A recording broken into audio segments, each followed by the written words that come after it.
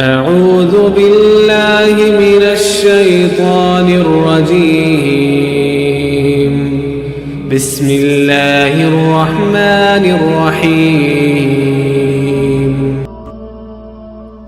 باب فی بیان کثرت ترک الخیر، نیکی کے بکثرت راستوں کا بیان۔ وقال اللہ تعالی فی القرآن المجید وما تفعلوا من خیر فإن اللہ بہ علیم، سورۃ البقرہ آیت نمبر 215۔ ارشاد باری تعالی ہے اور تم جو بھی نیکی کرو گے تو اللہ تعالی اس کا علم رکھتا ہے۔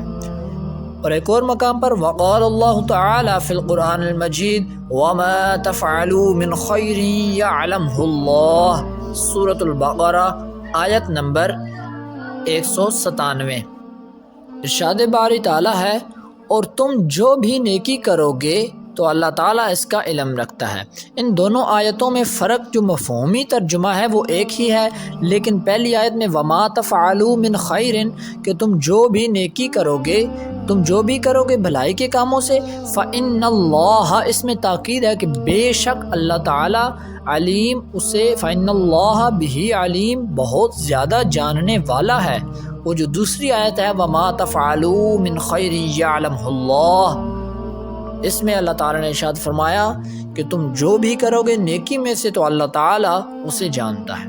وقال اللہ تعالی فی القرآن المجید فمن یعمل مثقال ذرۃ خیرا یرہ، سورۃ الزلزال آیت نمبر 7۔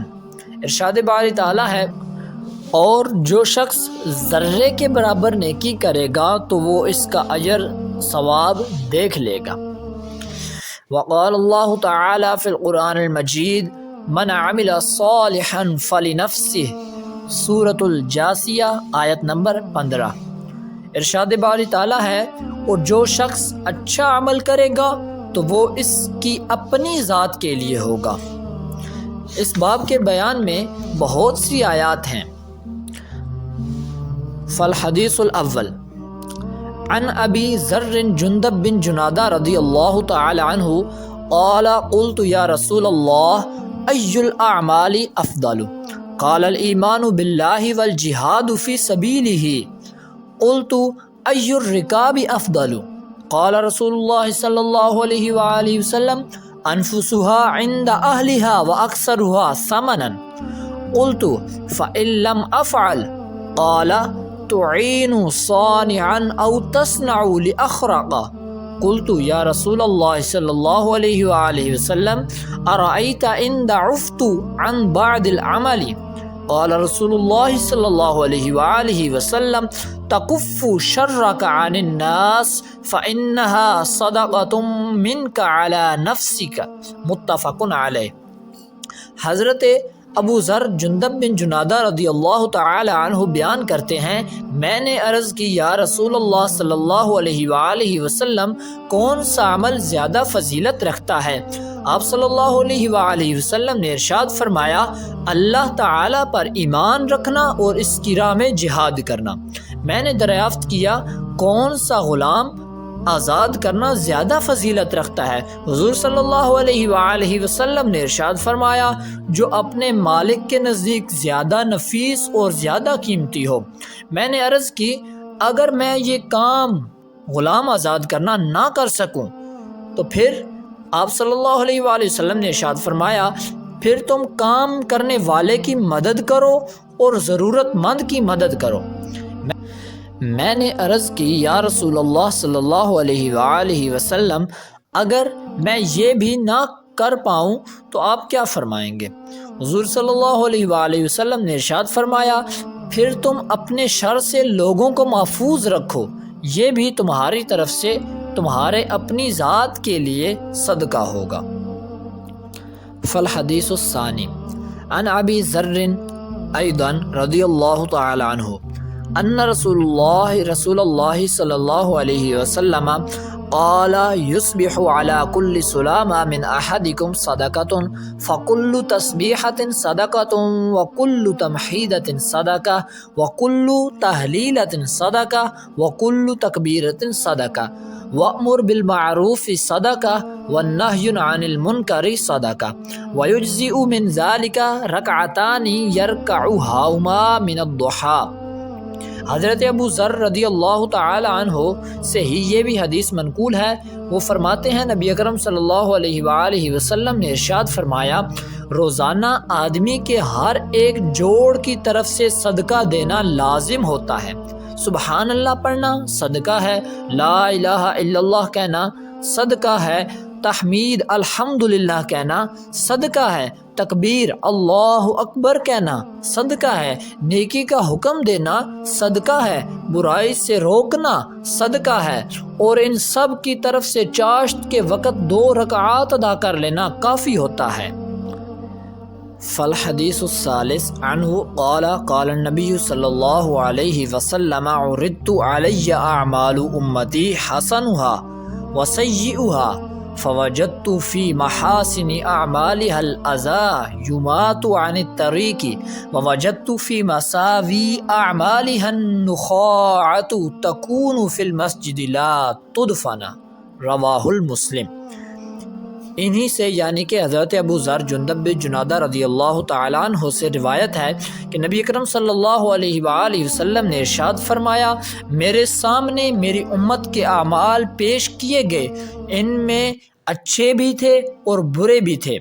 میں نے ان اچھے اعمال میں سے یہ بات پائی کہ تکلیف دہ چیز کو رستے سے ہٹا دیا جائے، اور میں نے برے اعمال میں سے یہ بھی پایا کہ رطوبت مسجد میں موجود ہے اور اسے دفن نہیں کیا جاتا۔ فالحدیث الرابع عنہ ان الناس قالوا یا رسول اللہ صلی اللہ علیہ وآلہ وسلم ذهب اہل الدثور بالاجور یصلون کما نصلی وَيَصُومُونَ كَمَا نَصُومُ وَيَتَصَدَّقُونَ بِفُضُولِ أَمْوَالِهِمْ قَالَ أَوَلَيْسَ قَدْ جَعَلَ اللَّهُ لَكُمْ مَا تَصَدَّقُونَ بِهِ إِنَّ بِكُلِّ تَسْبِيحَةٍ صَدَقَةً وَكُلِّ تَكْبِيرَةٍ صَدَقَةً وَكُلِّ تَحْمِيدَةٍ صَدَقَةً وَكُلِّ تَهْلِيلَةٍ صَدَقَةً وَأْمُرْ بِالْمَعْرُوفِ صَدَقَةً وَالنَّهْيُ عَنِ الْمُنْكَرِ صَدَقَةً وَفِي بُضْعِ أَحَدِكُمْ صَدَقَةً قَالُوا يَا رَسُولَ اللَّهِ صلی اللہ علیہ وآلہ وسلم أَيَأْتِيَ أَحَدُنَا شَهْوَتُهُ وَيَكُونُ لَهُ فِيهَا أَجْرٌ قال رسول اللہ صلی اللہ علیہ وآلہ وسلم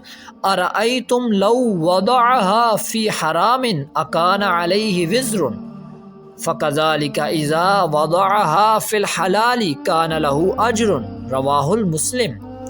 انہی سے روایت ہے یعنی کہ حضرت ابو ذر جندب بن جنادہ رضی اللہ تعالیٰ عنہ سے روایت ہے کہ حضور صلی اللہ علیہ وآلہ وسلم سے کچھ لوگوں نے سوال کی، عرض کی، یا رسول اللہ، مالدار لوگ زیادہ اجر حاصل کر لیتے ہیں کیونکہ وہ اسی طرح نماز ادا کرتے ہیں جیسے ہم نماز ادا کرتے ہیں، وہ اسی طرح روزے رکھتے ہیں جیسے ہم روزے رکھتے ہیں، لیکن وہ اپنے اضافی مال کو صدقہ کر دیتے ہیں۔ نبی اکرم صلی اللہ علیہ وآلہ وسلم نے فرمایا، کیا اللہ تعالیٰ نے تمہارے لیے وہ کچھ مقرر نہیں کیا جو تم صدقہ کرو؟ سبحان اللہ پڑھنا صدقہ ہے، اللہ اکبر پڑھنا صدقہ ہے، الحمدللہ پڑھنا صدقہ ہے، لا الہ الا اللہ پڑھنا صدقہ ہے، نیکی کا حکم دینا صدقہ ہے، برائی سے روکنا صدقہ ہے، اور ہر آدمی کی شرمگاہ میں صدقہ ہے۔ لوگوں نے دریافت کیا، یا رسول اللہ صلی اللہ علیہ وآلہ وسلم، اگر کوئی شخص اپنی خواہش نفس کو پورا کرے گا تو کیا اس کا بھی اسے اجر ملے گا؟ تو نبی اکرم صلی اللہ علیہ وآلہ وسلم نے فرمایا، تمہارا کیا خیال ہے، اگر وہ اسے حرام کام میں استعمال کرتا تو وہ کیا اس کا گناہ نہ ہوتا؟ اسی طرح اگر وہ اسے حلال طریقے سے استعمال کرے گا تو اسے اس کا اجر ملے گا۔ اس حدیث پاک کی وضاحت میں علامہ صاحب لکھتے ہیں کہ جیسے ظاہر طور پر صدقہ اللہ تعالیٰ کی راہ میں مال خرچ کرنے کو کہتے ہیں اور جس کی وجہ سے اللہ تعالیٰ ثواب عطا فرماتا ہے، اسی طرح مذکورہ کلمات کا ورد اور مذکورہ اعمال کو معنوی طور پر صدقہ سے تعبیر کیا جاتا ہے۔ اس طرح کے ان کی وجہ سے بھی اللہ تعالیٰ وہی ثواب عطا فرماتا ہے جو صدقہ کے طور پر مال دینے والے کو ملتا ہے۔ اپنی بیوی سے صحبت اگرچہ بذات خود عبادت اور صدقہ نہیں ہے، اسی طرح صحابہ کو بھی اشکال ہوا، لیکن چونکہ اس طرح بیوی کے حق کی ادائیگی ہوتی ہے اور نفس کے حرام کاری کی طرف بہت زیادہ مائل ہونے اور شیطان کی ترغیب و تحذیر کے باوجود اللہ تعالیٰ کے حکم کے پیش نظر اپنے آپ کو حرام ذریعے سے بچا کر حلال اور جائز ذریعے کی طرف مائل کرنا ہوتا ہے، اس لیے اپنی بیوی اور اپنی لونڈی سے صحبت کرنے والا بھی صدقہ کرنے والے کی طرح ثواب پاتا ہے۔ فالحدیث الخامس عنہ قال للنبی صلی اللہ علیہ وسلم لا تحقرن من المعروف شیئا ولو ان تلقى اخاک بوجہ طلیق، رواہ المسلم۔ انہی سے یہ روایت بھی منقول ہے، نبی کرم صلی اللہ علیہ وآلہ وسلم نے مجھ سے فرمایا، تم کسی بھی نیکی کو حقیر نہ سمجھو، خواہ وہ نیکی تمہارا اپنے بھائی سے خندہ پیشانی کے ساتھ ملنا ہو۔ فالحدیث السادس عن ابی ہریرہ رضی اللہ تعالی عنہ عن النبی صلی اللہ علیہ وآلہ وسلم قال من غدا الى المسجد او راح اعد اللہ له فی الجنة نزلا كلما غدا او راح، متفق علیہ۔ حضرت ابو ہریرہ رضی اللہ تعالی عنہ روایت فرماتے ہیں کہ نبی اکرم صلی اللہ علیہ وآلہ وسلم نے ارشاد فرمایا، جو شخص صبح کے وقت مسجد کی طرف جائے یا شام کے وقت جائے تو اللہ تعالیٰ اس کے لیے جنت میں مہمانی تیار کر لیتا ہے جب بھی وہ صبح شام مسجد کی طرف جاتا ہے۔ فالحدیث الثامن عنہ قال رسول اللہ صلی اللہ علیہ وسلم یا نساء المسلمات لا تحقرن جارۃ لجارتها ولو فرس شاة، متفق علیہ۔ انہی سے یعنی کہ حضرت ابو ہریرہ رضی اللہ تعالی عنہ سے یہ بھی حدیث مروی ہے، وہ بیان کرتے ہیں نبی اکرم صلی اللہ علیہ وآلہ وسلم نے ارشاد فرمایا، اے مسلمان خواتین، تم میں سے کوئی بھی اپنی پڑوسن کی طرف سے آنے والی کسی چیز کو حقیر نہ سمجھے، خواہ وہ بکری کا پایا ہی کیوں نہ ہو۔ اس کی وضاحت میں علامہ صاحب لکھتے ہیں، مطلب یہ ہے کہ اپنی پڑوسن کے پاس وہ چیز جو تمہارے پاس موجود ہے بطور تحفہ صدقہ بھیجنے کو حقیر نہ جانو، گویا تمہارے پاس جو بھی چیز موجود ہو اور جو کچھ بھی ہو سکے، خواہ وہ کتنی کم تر کیوں نہ ہو، اپنی پڑوسن کو بھیجتی رہا کرو۔ فالحدیث الثامن عنہ عن النبی صلی اللہ علیہ وسلم قال الایمان بدع وسبعون او بدع او ستون شعبة فافضلها قول لا الہ الا اللہ وادناها لا الہ الا اللہ وادناها اماطۃ الاذى لا الہ الا اللہ وادناها اماطۃ الاذى عن الطریق والحیاء شعبۃ من الایمان، متفق علیہ۔ متفق علیہ کا مفہوم یہ ہوتا ہے کہ یہ حدیث پاک بخاری شریف میں بھی ہے اور مسلم شریف میں بھی ہے۔ انہی سے روایت ہے، حدیث پاک کا ترجمہ یعنی کہ حضرت ابو ہریرہ رضی اللہ تعالی عنہ سے روایت ہے کہ نبی اکرم صلی اللہ علیہ وآلہ وسلم نے ارشاد فرمایا، ایمان کی 70 سے زیادہ شاخیں ہیں، راوی کو شک ہے یا شاید 60 سے زیادہ شاخیں ہیں۔